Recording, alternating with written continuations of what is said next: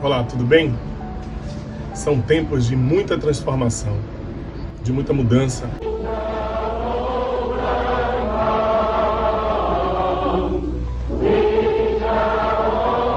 Também foi um ano para não se esquecer. To you today, my friend,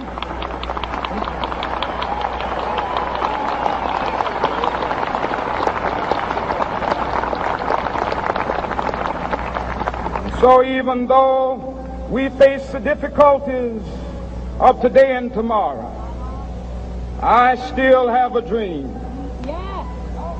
It is a dream deeply rooted in the American dream. I have a dream that one day this nation will rise up and live out the true meaning of its creed.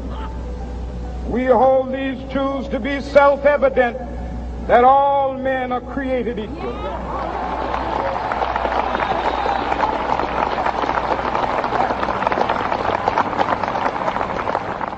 Eu também tenho um sonho. E eu sei que você tem também vários, muitos. E eu acredito que a educação é o caminho para a grande revolução. TV Enem, mais um dia de aula para você.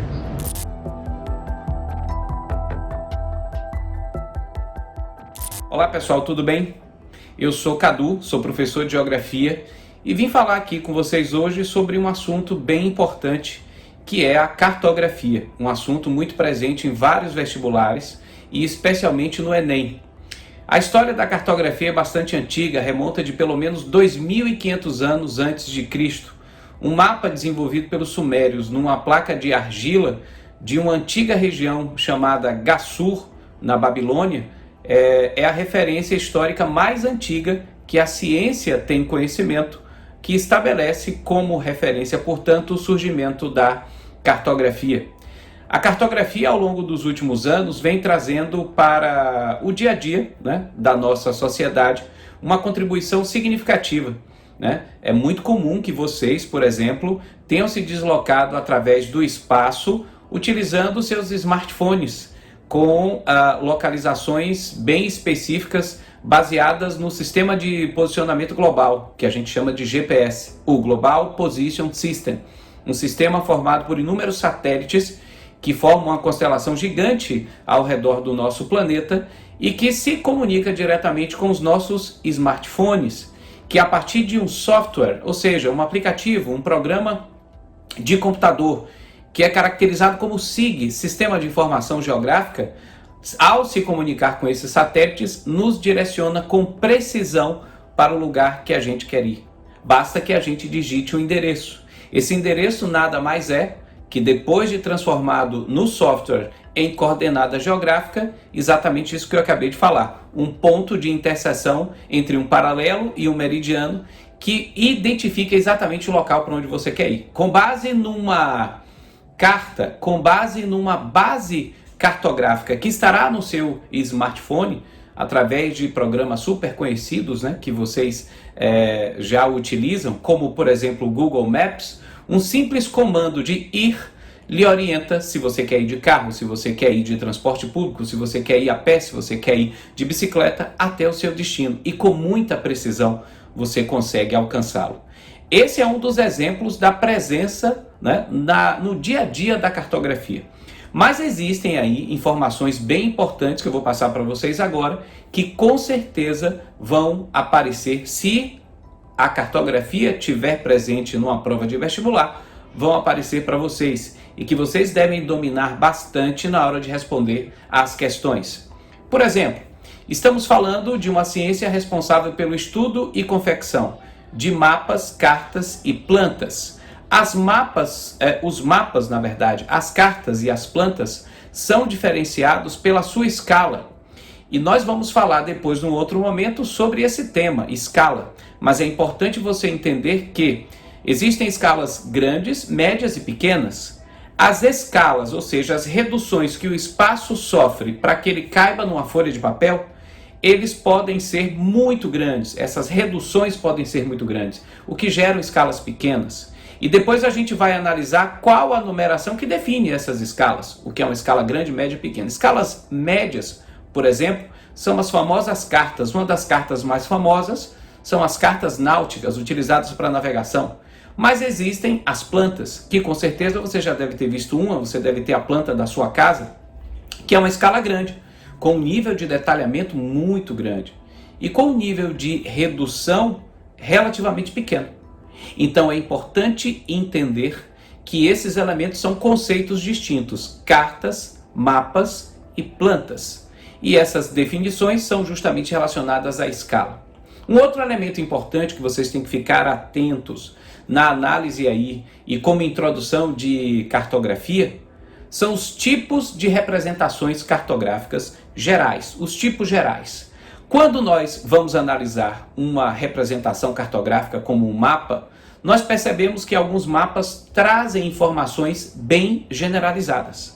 Chamamos esses mapas de mapas gerais. Mapas, por exemplo, que são muito comuns na escola, pendurados ali na parede da sala de aula. Você tem ali divisão dos estados, nome dos municípios, ali também aparecem rios, estradas e uma série de outras informações ao mesmo tempo. Chamamos um mapa desse tipo, e aí falando da classificação geral, de um mapa geral. Existem vários elementos ali presentes. Mas perceba que um mapa desse, ele não será um mapa que terá grande importância, por exemplo, para um estudo mais específico. Se você é geólogo, se você é climatólogo, se você é pedólogo, estuda solo, por exemplo, você precisará de uma representação cartográfica específica que traga aquela informação própria que você procura. Então, por isso que existem os mapas que são temáticos. Então, observe, o grupo geral que eu falei, mapas gerais, o outro grupo, mapas temáticos. São mapas que, como o próprio nome está dizendo, trará um tema ou 2, 3 no máximo que se relacionem.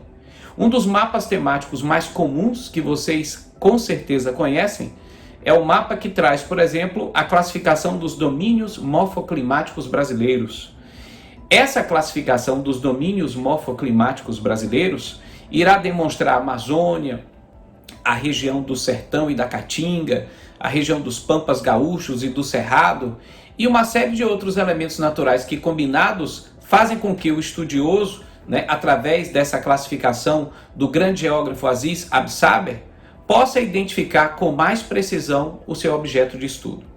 Então, no contexto geral da divisão dos mapas, das representações cartográficas, nós vamos ter essa divisão, mapas gerais e mapas temáticos. Bom, ao falar da cartografia moderna, e começamos a falar recentemente sobre isso, é importante que vocês fiquem muito atentos a expressões como geoprocessamento ou sensoriamento remoto. Quando você, por exemplo, está utilizando o seu smartphone com um aplicativo qualquer, como o Google Maps, para que você possa se orientar no espaço, esse aplicativo, ou seja, esse software, que é um SIG, que é um Sistema de Informação Geográfica, ele irá captar informações vindas do espaço, que estão, na verdade, sendo emitidas pelos satélites do sistema GPS, uma grande constelação desses equipamentos que giram ao redor da Terra. Esses equipamentos vão emitir essas ondas que aí sim chamamos essa emissão de sensoriamento remoto, e a partir do processamento de dados georreferenciados que o seu smartphone vai fazer, portanto, geoprocessamento, você consegue identificar a direção, você consegue alcançar o local que você deseja chegar. Então, atenção para as nomenclaturas. Sensoriamento remoto é a utilização da informação que vem do espaço. Por exemplo, existem outros equipamentos que são também de sensoriamento remoto, que podem ser suborbitais. Existem aviões que utilizam radares para fazer identificação através de ondas que são emitidas sobre a superfície, e elas são depois retomadas e assim depois processadas para identificar o objeto de estudo. E uma vez esse processamento ocorrendo dentro de um software, dentro de um programa de computador, chamamos isso de geoprocessamento, ok? Então ficar muito atento à diferença dessas expressões, e essas expressões volta e meia aparecem nas questões justamente por tratar de um elemento muito novo, muito jovem, muito recente, que é essa parte da cartografia moderna. Não esqueçam de associar sempre esses elementos à atualidade, ok? E aos elementos que estão presentes aí no seu dia a dia. Então, em outro momento, a gente se encontra para que a gente possa falar um pouco mais sobre cartografia. Um grande abraço a todos.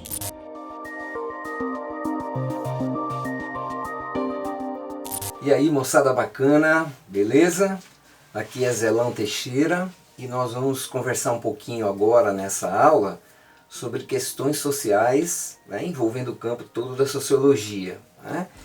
Então nós temos 3 pontos aqui a serem tratados hoje, né? O que é cultura, o que é diversidade cultural e o que é desigualdade social. Vamos tentar ver como é que a gente pode fazer uma articulação entre esses 3 conceitos que são muito importantes para que a gente possa lançar olhares críticos, olhares bastante compreensivos para o social, né?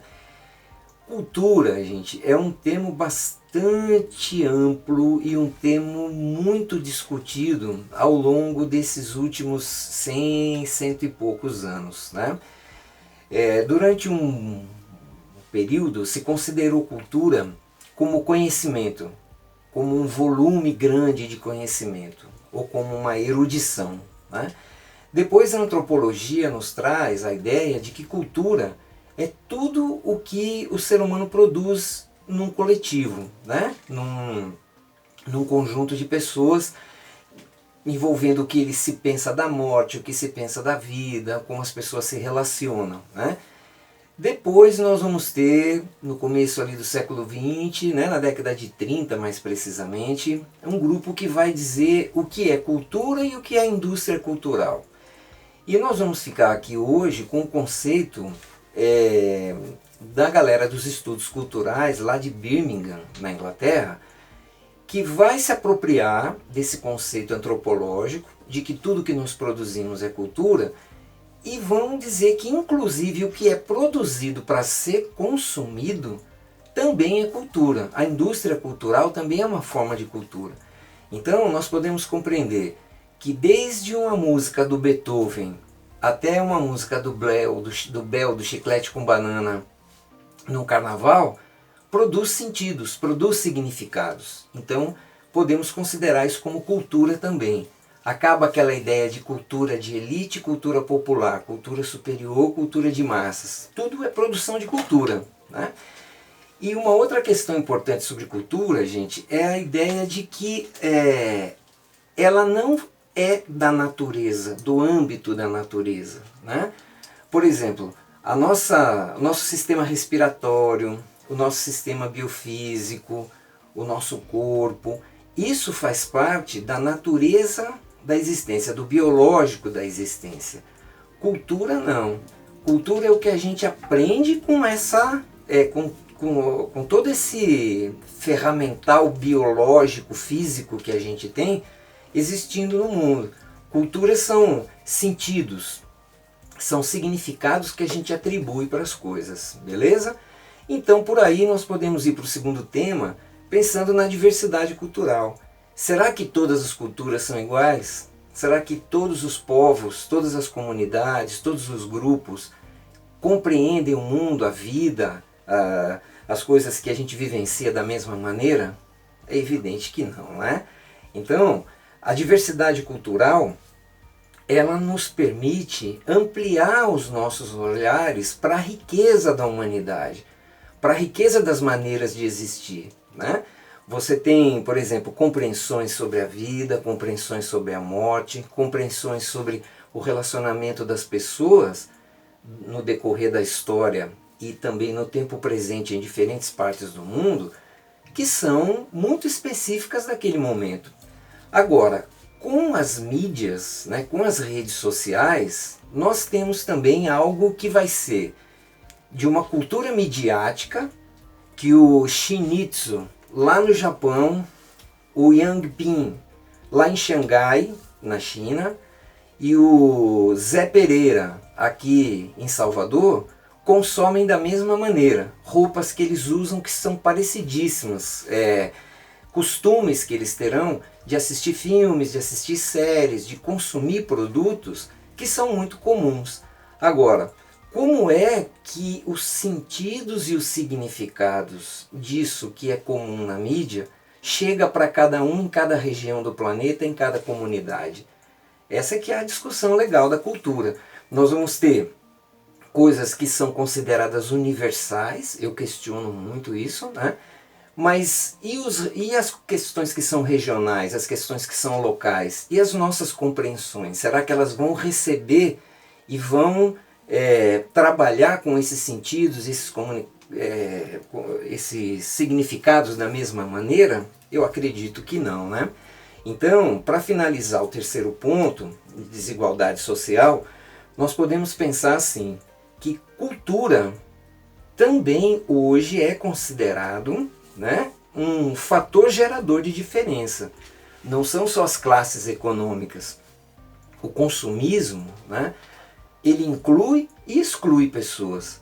Fazer parte da cultura de uma tribo urbana, ou não fazer parte dela. Fazer parte de um grupo da sua escola, ou não fazer parte dele. O que é que nos faz nos sentir pertencentes a determinados grupos? São os significados e as questões culturais. Então, você pode ser rico ou pobre, mas dependendo do que você consome, você também vai ter uma geração de diferença muito grande, não só as classes, né? Mas enfim, minha gente, as questões políticas e culturais, elas estão, vamos dizer, no mesmo patamar que as questões econômicas do ponto de vista da geração de diferenças na sociedade que a gente vive hoje, né? Então eu espero que vocês tenham sido provocados para pensar um pouco sobre o que é cultura, o que é diversidade cultural e a desigualdade social nesse contexto. Beleza? Por hoje é só, vamos ficando por aqui. Beijão para vocês.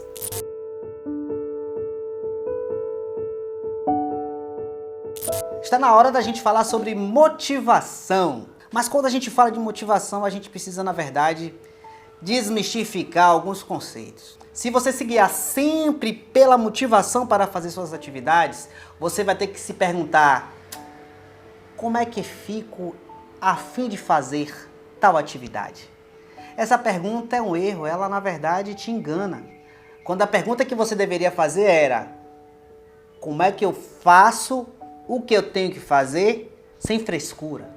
E não como é que eu fico a fim de fazer. Se você sempre utilizar a motivação para você fazer alguma coisa, o problema é que a motivação ela é para coisas rápidas. Ela é como se fosse aquele corredor de 100 metros e não de 3 ou 4 quilômetros. A motivação é apenas para você começar, mas para você realmente aprender, para você realmente compreender uma coisa, você não precisa de motivação.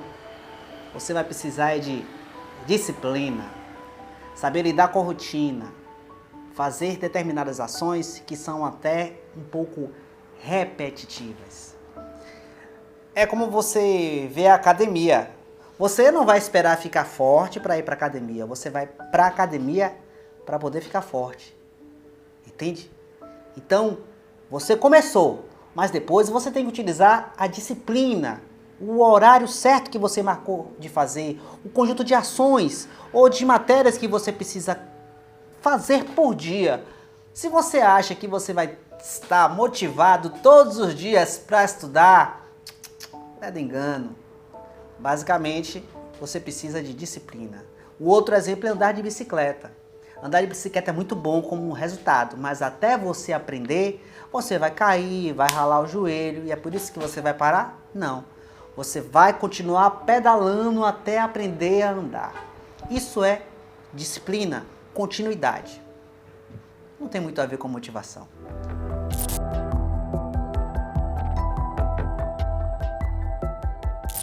Olá Olá galera, professor Denis, professor de matemática. Vamos trabalhar um pouco de algumas questões que são pré-requisitos para você acabar com a prova do Enem. Equações do segundo grau. Gente, toda vez que nós falamos de equação do segundo grau, eu lembro dessa forma: ax2 mais bx mais c igual a zero. Onde a, b e c, que são os coeficientes, tem que pertencer a R e A tem que ser diferente de zero. Ok? Toda equação do segundo grau, ela tem por essa nomenclatura aqui, ó, essa estrutura: ax2 mais bx mais c igual a zero. Daí é importante identificar esses coeficientes A, B e C. A é o termo que acompanha, ó, o termo de grau 2, o B é o termo que acompanha, ó, o termo de grau 1 e o C é o termo independente. Olha só esse exemplo aqui, ó. Exemplo 1: x ao quadrado menos 3x mais 4 igual a zero. Quem é A? A que acompanha x ao quadrado, 1. Quem é B? Menos 3, que acompanha x, termo de primeiro grau. Quem é C? 4. Na segunda, quem é A? 1. Mas de nenhum, eu não estou vendo esse A, mas você sabe que aqui ele está aqui, ó, do lado. Então, ó, 1. Quem é B? 2. Quem é C? Menos 3. Y ao quadrado menos 3y igual a zero. Quem é A? 1. Quem é B? Menos 3. Quem é C? Não tem, é o termo independente, C é zero. E na quarta, y ao quadrado menos 4 igual a zero. Quem é A? A igual a 1, ó, 1. Quem é B? O termo de expoente 1, não tem, é zero. E quem é C? O termo independente, menos 4. Então é importante você determinar quem é A, quem é B, quem é C. Daí, gente, eu quero falar de dois caras: delta, que é o número, e para calcular delta eu uso a fórmula b ao quadrado menos 4ac, Ave Maria, sensual. É, Deninho, não esqueça não, viu galera? B ao quadrado menos 4ac, Ave Maria, sensual. E esse delta é muito importante, porque quando o delta é maior do que zero, você tem na sua equação duas raízes reais e distintas. Quando o delta é igual a zero, você tem duas raízes reais iguais. E quando o delta é menor do que zero, não existe raízes reais, porque a gente está trabalhando em R. Ok, galera? Bom, e eu tenho também esse camarada chamado de Bhaskara. Como é que eu calculo? Para que serve Bhaskara, Denil? Serve para calcular as raízes. Como é que eu calculo? Menos B mais ou menos raiz de delta sobre 2A. Por que mais ou menos? Porque a equação do segundo grau, como é um polinômio de grau maior e o grau maior dele é 2, vai ter no máximo duas raízes. Então sai x1, x2, menos b mais raiz de delta sobre 2a e menos b menos raiz de delta sobre 2a. Ok, galera? Agora vamos ver como é que a gente resolve a equação segundo grau. Eu tenho aqui, ó, x ao quadrado menos 3x mais 2 igual a zero. Determina primeiro os coeficientes. Quem é A? Temos que acompanha x ao quadrado, é 1. Quem é B? Deninho, menos 3. Quem é C? O termo independente. Vou para delta. Delta é igual a b ao quadrado menos 4ac, Ave Maria, sensual. Menos 3 ao quadrado, menos 4 vezes A, que é 1, C, que é 2. Fica 9, menos 3 ao quadrado dá 9, menos 4 vezes 1 é 4, vezes 2 é 8. Delta é igual a 1. Tiro logo a raiz de delta, que dá 1. Galera, como o delta deu 1, eu já sei que eu vou ter duas raízes reais e diferentes, ok? Vou para Bhaskara. Qual é a fórmula? Menos B, mais ou menos raiz de delta, sobre 2A. Então eu tenho menos na fórmula, que é B, menos 3. Ó, mais ou menos, raiz de delta, que é 1, 2 vezes A, 2 vezes 1. X é igual a menos vezes menos dá mais, 3 mais ou menos 1 sobre 2 vezes 1 é 2. Sai as duas raízes, x1, x2, x1, 3 mais 1, 4 dividido por 2, 2, x2, 3 menos 1, 2, ó, 2 dividido por 2, tá 1. Então a solução das raízes, 1 e 2. Essa é a forma resolutiva usando Bhaskara, ó, Bhaskara e usando delta. Ok, galera? Agora, vou lhe dar um pulo do gato. Você pode resolver essa mesma equação utilizando, galera, a soma e o produto, que essas são podemos dizer assim, as relações existentes entre as raízes e os coeficientes. Como assim, Denil? Eu não preciso usar nem delta e nem Bhaskara? É sim, me ensine, eu lhe ensino para você acabar com o Enem. Olha, a equação de x ao quadrado menos 3x mais 2 igual a zero. A mesma equação, ó. Primeira coisa, determina os coeficientes A, B e C. A é o quê? 1, termo que acompanha x ao quadrado. Quem é o B? Menos 3, o termo que acompanha o termo de grau 1. E quem é C? O termo independente, 2. Soma. A fórmula da soma é menos B sobre A. Eu costumo dizer aos alunos, sou menos besta agora. E o produto, ó, produto é igual a C sobre A. Pastel de carne apimentada. Um pastelzinho de carne tem que ter uma pimentinha, né, galera? Sucesso. Então, lembrando, soma menos B sobre A, produto C sobre A. Então, vou calcular a soma. Menos da fórmula, que é B, menos 3, ó. Menos 3 sobre A, que é 1. Menos vezes menos, mais. 3 sobre 1, 3. Produto. C sobre A, que é C, 2. 2 sobre 1, que é A, dá 2. Então, a soma deu 3, o produto deu 2, Denil. Então, eu tinha que encontrar dois números que somados dê 3 e multiplicados dê 2. 1 e 2, ó. 1 mais 2, 3. E 1 vezes 2, 2. Então, é raiz, 1 e 2. Acabou. Denil é mesmo? É, agora com restrição, galera. Quando esse A aqui, ó, for o número 2, 3, por aí, entendeu, gente? Então, eu costumo dizer aos alunos, utilize a forma resolutiva. Delta e básica, certo? Facilita mais para vocês. Agora, quando aqui for 1, você pode facilmente resolver através de quem some produto. Então, treine bastante isso, porque você vai ajudar muito no seu Enem. Galera, agora eu quero resolver com vocês a questão do Enem de 2013, que fala sobre o forno. E esse forno, quando chega a uma temperatura de 39 graus, ele tem uma trava. Ele é entrava. E aí o que acontece? Você não pode abrir o forno. Você só vai poder abrir o forno depois de um determinado tempo. E justamente é esse tempo que ele quer, o tempo de espera, para que você possa abrir o forno. Ele quer, na verdade, o valor de Tzinho.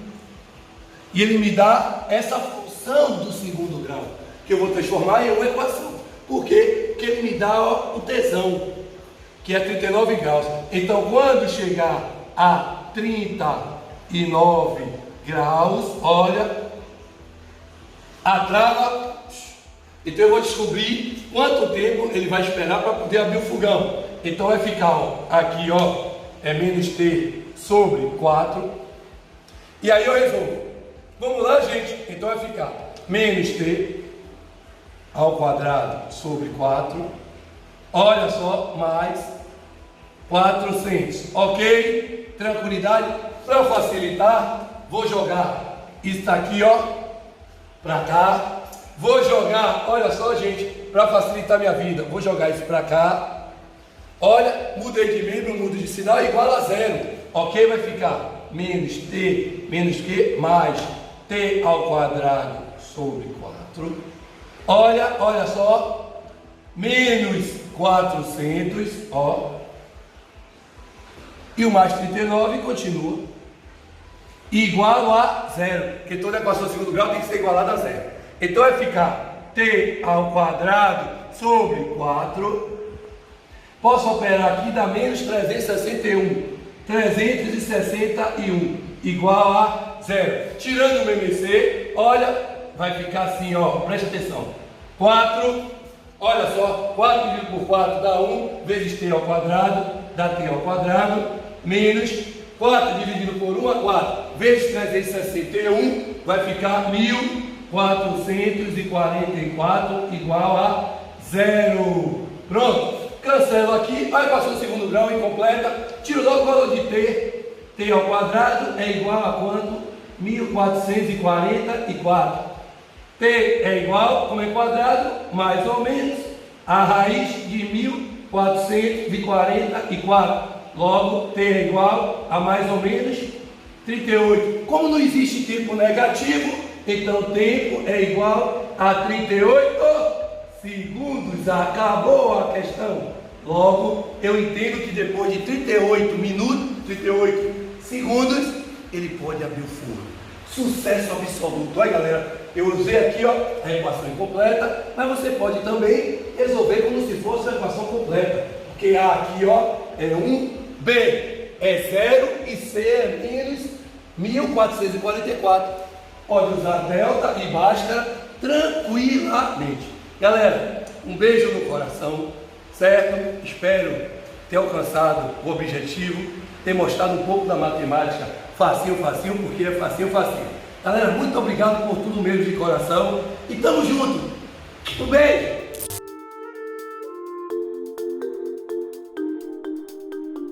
Sejam bem-vindos, professora Carolina Azevedo, professora de Biologia, e hoje nós vamos falar sobre introdução ao conteúdo que eu amo introdução ao conteúdo de genética, tá?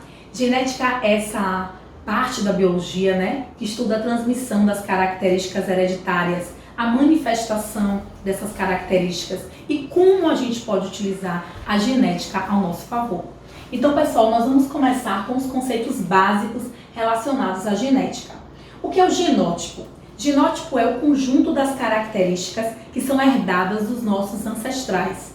Um exemplo disso é a predisposição a um determinado tipo de doença. E o que é o fenótipo? O fenótipo é a expressão do meu genótipo sofrendo a influência do ambiente. Por exemplo, eu vou dar uma situação aqui para que a gente possa analisar. Quando eu digo, por exemplo, que o indivíduo ele nasceu com prognatismo mandibular, ou seja, ele tem a mandíbula mais voltada para frente, que é um tipo de alteração genética, e quando eu digo que esse indivíduo prognata, ele fez uma cirurgia plástica que fez a correção desse mandibular, eu estou falando que esse indivíduo alterou o seu fenótipo, tá? Ou seja, ele fez uma alteração fenotípica. Por quê? Quando eu falo sobre a minha cor de cabelo preto, eu estou falando sobre o meu fenótipo. O fenótipo é mais fácil de ser modificado. O genótipo humano, para que ele possa ser modificado, é preciso um processo de manipulação genética, uma exposição à radiação ou a determinadas substâncias que alterem os genes humanos, tá? Outro conceito importante dentro da genética é o conceito de homozigoto. Homo, igual. Então, o que é um indivíduo homozigoto? É aquele que apresenta alelos iguais. Azão, azão. Azão é igual a azão. Azinho é igual a azinho. Cezão é igual a cezão. Dezinho é igual a dezinho. Então, quando eu digo que um indivíduo é homozigoto, eu estou dizendo que ele tem alelos iguais, certo? O que é um homozigoto dominante? É aquele que expressa uma característica que é mais presente naquela população ou naquele grupo de indivíduos estudados. O alelo dominante, ele vem sempre, tá? O homozigoto dominante, ele vem sempre ilustrado pelas letras maiúsculas, tá? Homo de igual, então o homozigoto dominante, ele tem duas letras maiúsculas. Azão, azão, vezão, vezão, dezão, dezão, cezão, cezão. Já o homozigoto recessivo, ele traz aquela característica que é menos presente naquela população estudada. Então, o homozigoto recessivo, ele traz as características, tá? As letras minúsculas. Azinho, azinho, bezinho, bezinho, cezinho, cezinho, dezinho, dezinho. Vamos a um exemplo. Na espécie humana, o albinismo é uma característica recessiva. Nós temos aí aproximadamente 17 mil albinos em toda a população mundial. É um percentual pequeno se a gente for comparar toda a população do mundo. Os indivíduos com albinismo, eles possuem os dois alelos para o albinismo. Eles são azinho, azinho, que é uma característica recessiva. E só se manifesta se a gente receber os dois alelos, um do pai e um da mãe, certo? O que é um indivíduo heterozigoto? Heterozigoto é um indivíduo que tem alelos diferentes. Hetero, de diferente. Então, o indivíduo heterozigoto, ele tem um alelo dominante e um alelo recessivo. Azão, azinho, bezão, bezinho, cezão, cezinho, dezão, dezinho. Hetero, de diferente. Homo, de igual. Aqui eu tenho uma ilustração para vocês de um cariótipo humano. O que é o cariótipo humano? É a sequência de cromossomos do corpo humano. Nós, indivíduos normais, Homo sapiens, que apresentamos um cariótipo sem alteração genética, nós temos 46 cromossomos no nosso cariótipo, dividido em 23 pares, tá? Nós apresentamos esse cariótipo aqui até o par 22, a gente tem os chamados cromossomos autossômicos, e o par 23 é chamado de cromossomo sexual. Se esse indivíduo for um homem, o cromossomo dele é XY, nesse par que é o par 23, ou par sexual. Se o indivíduo for do sexo feminino, ele tem XX no último par cromossômico, ou par 23. Quando o indivíduo apresenta uma alteração genética, ele não tem 46C, que são 46 cromossomos. Ele pode ter cromossomos a mais ou cromossomos a menos. Um exemplo disso é a síndrome de Down. O indivíduo que apresenta síndrome de Down, aqui no par 21, ele apresenta 3 cromossomos, que é a chamada trissomia do par 21. Ao invés de ter 2 pares cromossômicos, um que veio do pai e um que veio da mãe, esse indivíduo apresenta 3 pares cromossômicos. Isso é uma alteração genética. Só para a gente recapitular, cariótipo humano normal, 46 cromossomos. Um a mais ou um a menos caracteriza uma anomalia genética. E o que a gente vai estudar? Nós vamos estudar as leis de Mendel, mas antes a gente precisa entender qual foi o método científico utilizado por Gregor Mendel. Ele obedeceu as seguintes etapas. O que Mendel utilizou? Ele utilizou as ervilhas Pisum sativum, que era uma ervilha muito comum no mosteiro que ele vivia. Mendel, considerado o pai da genética, ele era um monge e ele observava as ervilhas presentes no mosteiro que ele vivia. Ele observava que existiam muitas ervilhas de cor amarela e poucas ervilhas de cor verde. Então ele chega à conclusão que amarelo era a característica dominante e que verde era a característica recessiva. Quando a gente trabalha com genética, geralmente a gente utiliza a letra da característica recessiva ou a letra da característica estudada, tá? Isso não é uma regra, mas é o que é mais recomendado. Por exemplo, se eu estou utilizando a ervilha verde e a ervilha amarela, e eu sei que a característica dominante é amarela, a letra da característica recessiva é V, de verde, então eu uso a letra V. Se eu estou estudando o albinismo, que é uma alteração genética no qual o indivíduo tem baixa quantidade de melanina na pele, o que torna-o mais suscetível a doenças de pele, eu utilizo a letra A, que é a letra da doença estudada, certo? Então o que Mendel fez? Ele seguiu 3 passos. Qual foi o primeiro passo de Mendel, considerado o pai da genética? Primeira coisa, ele pegou 2 linhagens puras de ervilha. 2 linhagens puras são 2 homozigotos. Ele pegou uma ervilha amarela, amarela é a característica dominante. Então a ervilha amarela, anota aí no seu bloquinho, é Vzão. E ele pegou uma ervilha recessiva. A ervilha recessiva era Vzinho. Ele pegou um homozigoto dominante e um homozigoto recessivo. Quando eu falo de linhagem pura, eu estou falando de alelos iguais, tá? E a partir do cruzamento dessa ervilha amarela pura com a verde pura, ele teve a geração F1. A geração F1 houve outro cruzamento e aí ele deu origem à geração F2, certo? Por autofecundação. Meninos, vamos falar um pouquinho sobre as leis de Mendel. A primeira lei de Mendel, ela estuda uma característica, tá? Qual é a característica estudada pela primeira lei de Mendel? A característica cor da ervilha. A ervilha é amarela ou a ervilha é verde? A característica amarela é dominante, a característica verde é recessiva. E a segunda lei de Mendel, ela já apresenta pra gente o estudo de 2 características. Agora eu estudo, por exemplo, se a semente é amarela, lisa, ou se a semente é verde e rugosa. Na primeira lei de Mendel, monohibridismo, se estuda uma característica. Na segunda lei de Mendel, de hibridismo, se estuda 2, tá? E se utiliza muito o quadro de Punnett quando a gente faz o cruzamento entre os gametas, tá? Então, aqui a gente coloca os gametas presentes em uma espécie, aqui a gente coloca os gametas presentes em outra espécie. O quadro de Punnett é um velho conhecido de todos nós.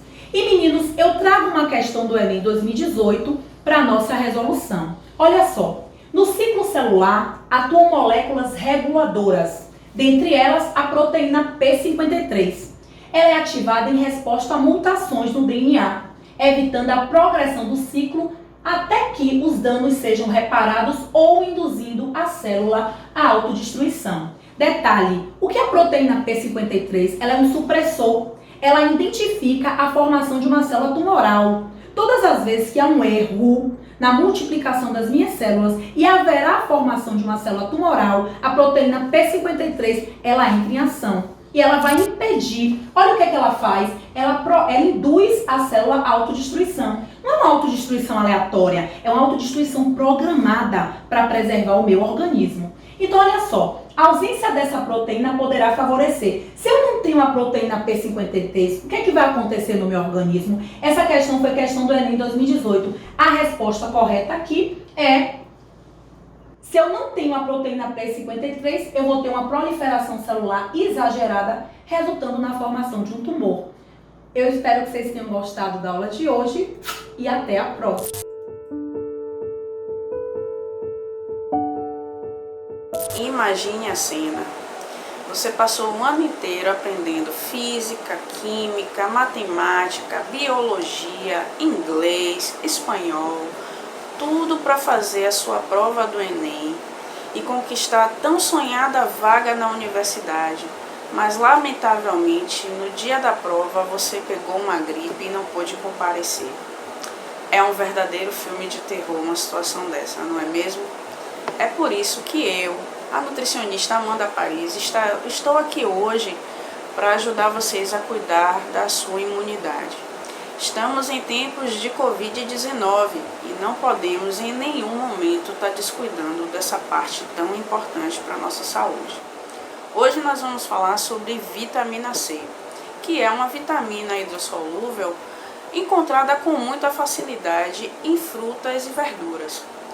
Algumas das fontes de vitamina C é a goiaba, a laranja, a tangerina, mas também ela está presente na acerola, no limão, no mamão, na manga e em outras frutas. E nos vegetais encontramos ela na batata doce e no repolho, por exemplo. Tudo que eu falei são coisas de fácil acesso que encontramos em qualquer mercado, nas quitandas do bairro, nas feiras livres, não é verdade? Mas qual é a quantidade ideal de consumo diário dessa vitamina C? Em relação às frutas, basta, por exemplo, quando se trata de frutas pequenas, a gente pode consumir, por exemplo, 2 laranjas no dia, já bate a quantidade suficiente de vitamina C. Podemos consumir, por exemplo, 3 acerolas, que também já é suficiente para bater essa quantidade de vitamina C diária. Se for optar por sucos, lembrar de tomar os sucos sempre sem açúcar. Por que, Nutri, suco sem açúcar? Mas tem frutas que são muito azedas, eu não gosto muito, não estou acostumado. Porque o nosso paladar, ele é um paladar muito viciado. Nós temos um paladar muito inflamado para açúcar e sal. Mas é importante que vocês diminuam diariamente o consumo de açúcar, porque o açúcar no nosso organismo, além de causar os malefícios de diabetes posteriormente e outras doenças, ela traz para vocês uma coisa que vocês não querem porque estão estudando bastante, que é a questão do cansaço. O açúcar, ele faz a gente ficar fadigado, cansado. E a vitamina C vai fazer o contrário, ela vai fazer com que você tenha energia suficiente para conseguir cumprir a sua carga horária de estudos. Além disso, ela vai ajudar no funcionamento do seu cérebro, vai combater a ansiedade também, e junto com o triptofano que eu falei no vídeo anterior, vai ajudar a converter em serotonina, que é o hormônio do bem-estar. Então você vai manter sempre o seu bom humor, além de evitar picos de ansiedade e até de depressão. Além disso, a vitamina C, ela junto com a alimentação diária, no almoço, por exemplo, vai ajudar com que você consiga absorver melhor o ferro presente nos alimentos vegetais. Tudo isso são as vantagens do consumo diário. Então, agora que vocês já sabem, consumam diariamente vitamina C e se precavenham de situações como essa, de ficar gripado ou resfriado, tá certo? Eu vou ficando por aqui hoje e até o próximo vídeo, pessoal.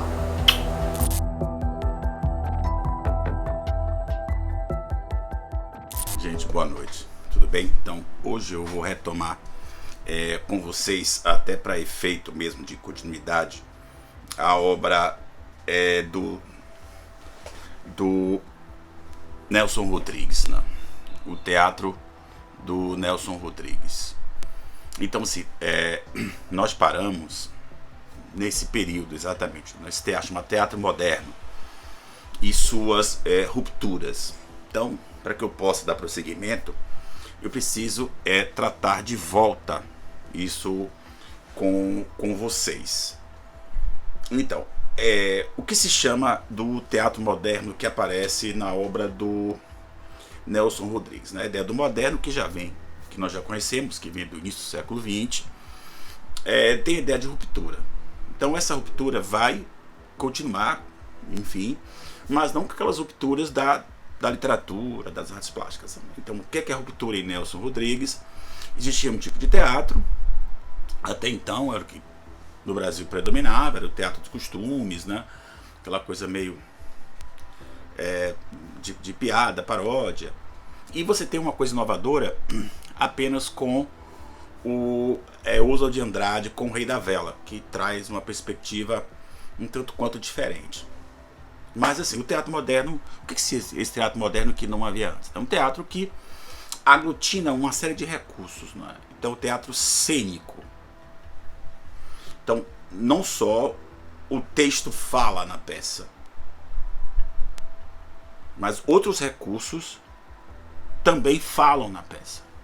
Então quem já teve, vamos chamar assim, o privilégio de assistir Fantasma da Ópera, Cats, O Rei Leão, essas peças, vocês conseguem imaginar essas peças sem os recursos cênicos? Né? Impossível. Então é isso aí. Nessas peças do Nelson Rodrigues, os recursos cênicos serão determinantes para a produção do sentido das peças. Essa é a ideia. Então assim, nós vimos Vestido de Noiva, né? E tentar explicar por que os recursos cênicos serão importantes, porque senão você não entenderia a peça. É uma peça que se passa em 3 planos, né? Então você tem a realidade, de onde parte a peça, obviamente, e depois prossegue a alucinação e a seguir a memória. Tudo isso sentado num tripé que envolve Alaide, que é a protagonista, Lúcia, que é a irmã dela, e Pedro, né? Que é o affair, né? O amor das duas. Então assim, só que são três momentos diferentes. Então você tem um momento da realidade que se dá a partir do atropelamento da protagonista, que é a Alaide. Então o que é o cênico nessa parte? Porque os recursos cênicos dão conta do barulho do freio, da gritaria, entende? São recursos cênicos, enfim. Não tem uma ambulância lá, não tem um carro lá que vai atropelá-la, não é nenhuma ambulância que vai socorrê-la, você tem os sons eletronicamente dispostos. Então isso é uma novidade para o período. Então essa é a realidade. Então ela é imediatamente apanhada para uma ambulância e levada para o hospital e vai ser operada. Isso é a realidade. Só que nesse caminho para o hospital, da cirurgia, do processo de tentar deter a sua morte, ela tem alucinações, né? E a primeira alucinação que ela tem é que ela está num cabaré, num prostíbulo. Então lá ela vai conversar com a mulher que ela nunca conheceu, né? Da ilha de alucinação, que é o tal da Madame Clécy, que era dona do prostíbulo e foi assassinada ali pelo namorado que tinha 17 anos. Ela já era uma mulher mais idosa. E aí, quando elas estão conversando, as duas, Alaide com a Madame Clécy, na alucinação, elas começam a conversar do passado de Alaide com a irmã, com a mãe, com a família, da infância, adolescência, e que elas, as irmãs Alaide e Lúcia, nunca tiveram uma boa relação, principalmente quando surge o namorado de Lúcia, que é Pedro, e elas vão contando isso, aquela coisa. Só que quem já viu essa peça tem uma coisa horrorosa. De repente, quando ela vai contando essas coisas, Alaide contando para Madame Clécy, Aí vem o recurso cênico. A cena da peça apaga. E do fundo lá do palco há um projetor, né? De novo cênico. Há um projetor que aparece em cima de uma mulher vestida de noiva, que é o nome da peça, de 43. Pessoas 43. Você toma um susto horrível na peça, porque é desesperador. Ela faz mentira. Então tudo aquilo que ela está dizendo, na visão dessa mulher, que ninguém sabe quem é mentira. E aí volta para a realidade, prossegue a cena. Então veja bem, professor, para que esses recursos cênicos? Para você separar. Porque as três coisas acontecem praticamente ao mesmo tempo. Você está no palco, que tem lá a sala de cirurgia, que tem a ambulância, né? Que tem também a conversa de Madame Cleci com a Laide, e que tem também a memória delas, das irmãs da família. Entende? Aí a obra prossegue, não é? E aí continua na memória, até que um determinado momento da memória, ela já mocinha, a Lúcia já é noiva do Pedro. Lúcia adoece com certa gravidade, e por conta dessa doença ela vai para o hospital. Algum tempo depois, ela ficou lá algum tempo, a mãe vai buscá-la e ela estranha, a Lúcia estranha porque não veio a Laide. Mas você não veio e tal. Só que a menina Lúcia tá com um pressentimento, olha, aconteceu alguma coisa de errado. E aí quando ela chega em casa, vê o quarto de Alaide vazio. Minha mãe, cadê a Alaide? A Alaide casou com o Pedro. Então ela tem aquele desespero, né? Que absurdo! E aí, nesse momento, Madame Cleci, na alucinação, pergunta: como é que você casa com o namorado de sua irmã? Que absurdo! Porque eu amava ele. Aí nesse momento, a noiva, que está lá vestida de noiva lá atrás do palco, ela já está em frente à mesa das duas. E aí o canhão de luz, e aí aparece essa noiva e tira o véu. E é Lúcia na alucinação. Aí volta para a realidade, a Laide morre na mesa de cirurgia, ela morre, e aí tem um enterro de Alaide. Nesse enterro, Lúcia diz a Pedro, o viúvo: olha, eu nunca me casaria com você, Pedro. Mas por quê? Porque você é um assassino. Aí ele fala: mas você que mandou eu matar sua irmã. Aí você vai descobrir que a morte de Alaide não foi acidental, foi uma trama dos dois. Aí a última cena aparece de novo recurso cênico, uma música de fundo de casamento, aquela música toda, e o casamento de Lúcia e Pedro. Então assim, há quem classifique essa obra da chamada tragédia moderna, porque ela não é pedagógica. Quer dizer, a tragédia grega dizia: olha, aqui tem um final cut, um desfecho, em que eu trago, na grega, uma moralidade para o público. Né? Só lembrar vocês que na Grécia, quando uma peça era exibida, era feriado. Era feriado. Assim, para que as pessoas tivessem a sua catarse, vissem aquela peça e colocassem seus demônios para fora. Compreendeu? Então é nessa perspectiva. Só que nessa peça não tem. Ninguém presta. Sua mãe, que nada. Eu acho que quem presta é Madame Cleci, né? Porque ela tem uma certa bondade, assim.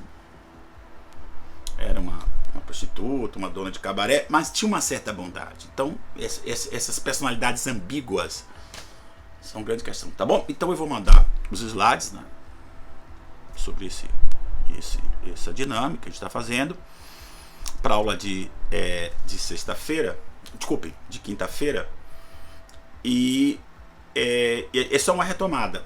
Depois eu prosseguirei com o teatro moderno. Aí eu vou para Ariano Suassuna, entende? Eu vou para o nome dele, meu Deus, o Marcos Moreno. Então eu vou para essa gente, Plínio Marcos, eu vou para essa gente, entende? Mas primeiro eu preciso dar essa busca do que nós perdemos um pouco lá atrás, tá bom? A dream that one day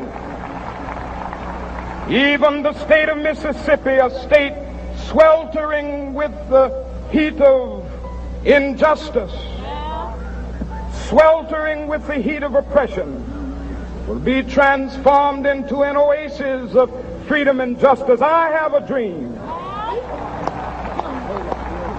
that my 4 little children will one day live in a nation where they will not be judged by the color of their skin, but by the content of their character. I have a dream today.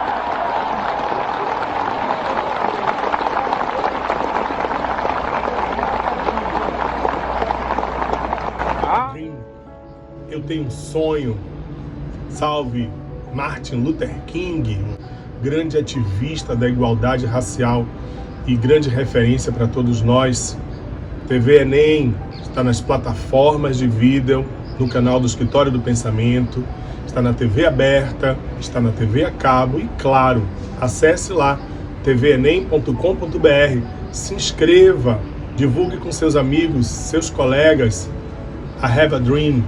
Eu tenho um sonho e você, com certeza, está nesse meu grande sonho.